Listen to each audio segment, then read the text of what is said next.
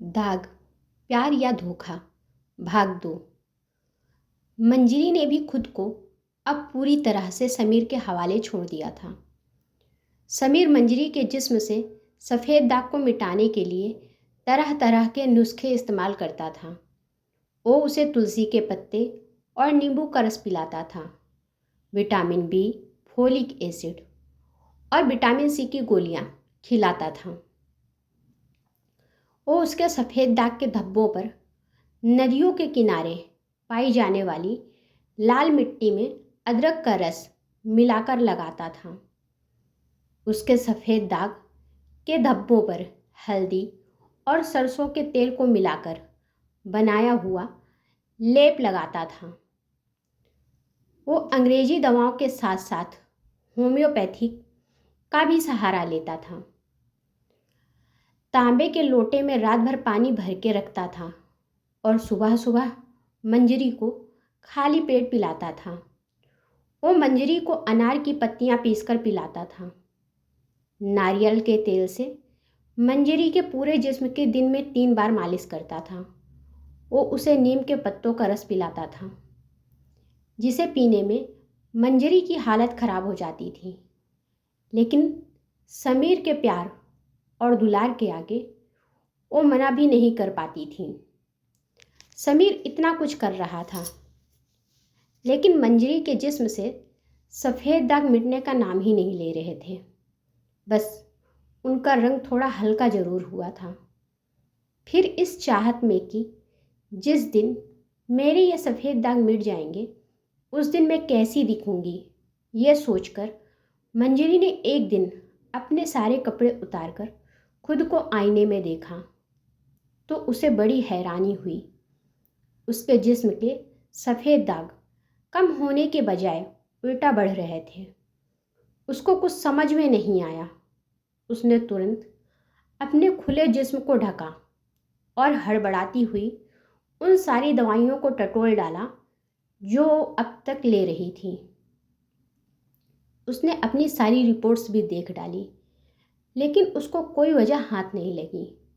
अभी तक वो समीर के ही भरोसे थी कि वो सब कुछ संभाल लेगा।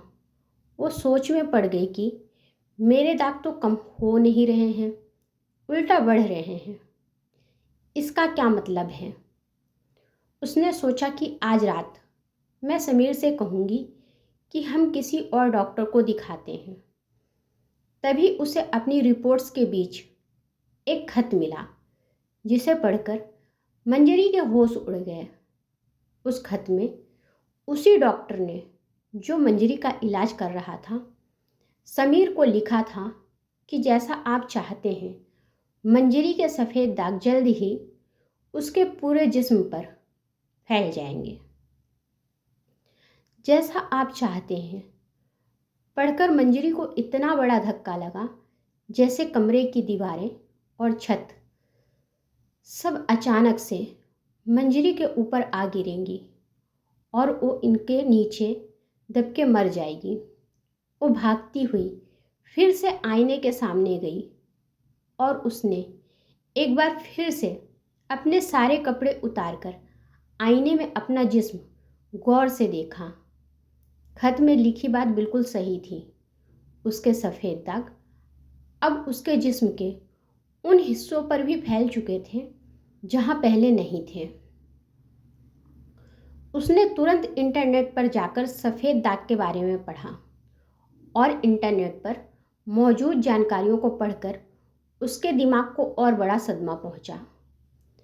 अब उसे पता चला कि समीर उसका हर वो इलाज कर रहा था जिससे सफ़ेद दाग मिटते हैं, लेकिन उनके साथ वो मंजरी को हर वो चीज़ खिला रहा था जो सफ़ेद दाग के रोगियों को नहीं खिलाना चाहिए।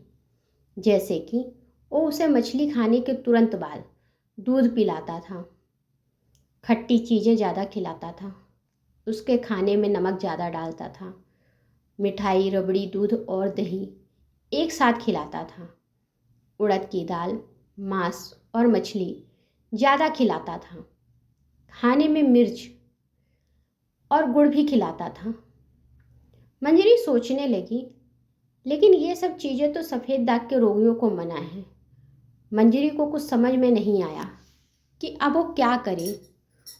वो कांपते और रोते हुए बड़बड़ाने लगी कि समीर मेरे साथ ऐसा कैसे कर सकता है। उसने तो मेरे दाग मिटाने का वादा किया था, लेकिन वो तो डॉक्टर के साथ मिलके मेरे दाग और बढ़ा रहा है। लेकिन वो ऐसा क्यों कर रहा है? तभी उसके दिमाग में एक बात आई कि समीर अपनी पहली बीवी को छोड़ चुका है। कहीं ऐसा तो नहीं कि अब वो मुझे भी छोड़ने की तैयारी कर रहा हो। लेकिन उसे ये समझ में नहीं आ रहा था कि समीर मुझे क्यों छोड़ना चाहेगा, जबकि वो तो मेरे साथ बहुत खुश रहता है, मेरी इतनी देखभाल करता है, मेरा इतना ख्याल रखता है, मुझे खुश रखता है। क्या उसका प्यार सिर्फ एक नाटक है? मंजरी ने अपने आप को बहुत समझाया, लेकिन कोई भी बात उसके समझ में नहीं आई। तब उसने समीर को बिना बताए उसकी पहली बीवी रीमा का पता लगाया और उससे खुद जाकर मिली। वहाँ उसे रीमा ने बताया कि समीर एक पारिवारिक जिंदगी के लिए नहीं बना है। उसे आज़ादी चाहिए हर चीज़ से, रिश्तों नातों को नहीं मानता। उसे रोज़ एक नई नई लड़की चाहिए। इसीलिए तो उसने मुझे छोड़ दिया। पता नहीं तुम्हारे साथ अभी तक कैसे और क्यों रहा। रीमा की बातों ने मंजरी के दिल में आग पैदा कर दी। रीमा के मुताबिक समीर सिर्फ कुछ दिन तक ही एक लड़की के पास रह सकता है, फिर उसे छोड़ वो दूसरे के पास चला जाता है। मंजरी रीमा से मिलके वापस आ गई। समीर को लगा मंजरी के मन में कुछ हलचल मची हुई है। इसका अंदाजा तो हुआ, लेकिन उसके पूछने पर वो कुछ नहीं कह के टाल गई। समीर अभी भी पूरी लगन से मंजरी को सही वक्त पर दवाएं खिलाता था। उसके जिस्म पर लगाने वाली दवाएं वो खुद अपने हाथ से लगाता था। यहाँ तक कि उसके जिस्म की मालिश भी वो खुद ही किया करता था। वो चाहता तो कोई नर्स रख सकता था, लेकिन उसने ऐसा नहीं किया। मंजरी ने महसूस किया कि समीर उसके बढ़ते हुए दागों की वजह से बिल्कुल भी परेशान दिखाई नहीं देता है, बल्कि वो उनकी तरफ देखकर मुस्कुराते हुए कहता है, बहुत जल्दी ही ये सब दाग मिट जाएंगे।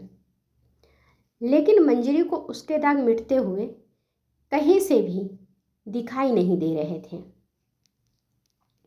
अब मंजरी को इस बात का पक्का यकीन हो गया कि समीर मेरे दाग मिटाना नहीं बल्कि बढ़ाना चाहता है, ताकि एक दिन इन्हीं बढ़े हुए दागों का बहाना बनाकर वो मुझे छोड़ सके और फिर मेरे ही तरह किसी और मासूम लड़की को अपनी हवस का शिकार बना सके।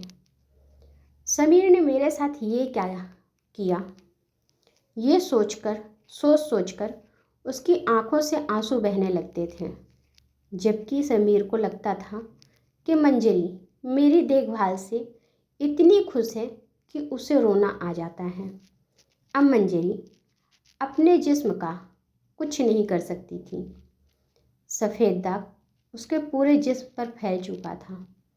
उसकी सफ़ेद चमड़ी इतनी चमकती थी कि अब उसे अपने आप से ही नफरत होने लगी। और एक दिन उसने गुस्से में आकर घर का आईना भी तोड़ दिया, ताकि उसे अपनी सफ़ेद चमड़ी दिखाई न दे। समीर के पूछने पर उसने कहा, अच्छा हुआ टूट गया। मुझे लगता है अब इस घर में आईने की ज़रूरत नहीं है। समीर को लगा कि इस वक्त मंजरी गुस्से में है, इसीलिए उसने फिर कुछ और नहीं पूछा। फिर एक दिन किचन में काम करते हुए मंजरी ने समीर को डॉक्टर से फ़ोन पर बात करते हुए सुना। समीर डॉक्टर के साथ बड़ा खुश होकर बात कर रहा था। वो कह रहा था, शुक्रिया डॉक्टर साहब, आपने मेरा काम आसान कर दिया। अब दाग मंजरी के पूरे शरीर पर फैल चुका है। इतना सुनते ही मंजरी को ऐसा लगा जैसे उसके कानों में किसी ने जलता हुआ कोयला डाल दिया हो। उसने तुरंत किचन में लटके हुए सब्जी काटने वाले चाकू से अपनी नस काट लेनी चाहिए, लेकिन चाकू उसकी सफ़ेद चमड़ी पर कुछ इस तरह चमक रहा था कि उसे लगा, अगर मैंने चाकू फेर दिया तो मेरे जिस्म से लाल नहीं बल्कि सफ़ेद खून निकलेगा। उसकी आंखों में समीर के लिए इतना गुस्सा भर चुका था कि उसे अपने आसपास हर चीज़ जलती हुई दिखाई दे रही थी। उसे महसूस हो रहा था कि उसकी आंखों के सामने मौजूद हर चीज़ को सफ़ेद दाग हो गया है। किचन के बर्तनों, दीवारों, फर्श और घर की छत सबको सफ़ेद दाग हो गया है। मंजरी ने कस के अपनी आंखें भींच ली, क्योंकि उससे अब कुछ भी देखा नहीं जा रहा था। किचन से निकलकर अपने कमरे में जाते हुए उसने सुना, समीर हंसते हुए डॉक्टर से कह रहा था, बस 1 हफ्ता और। अगर आगे की कहानी जाननी है तो देखिए इसका अंतिम भाग। धन्यवाद।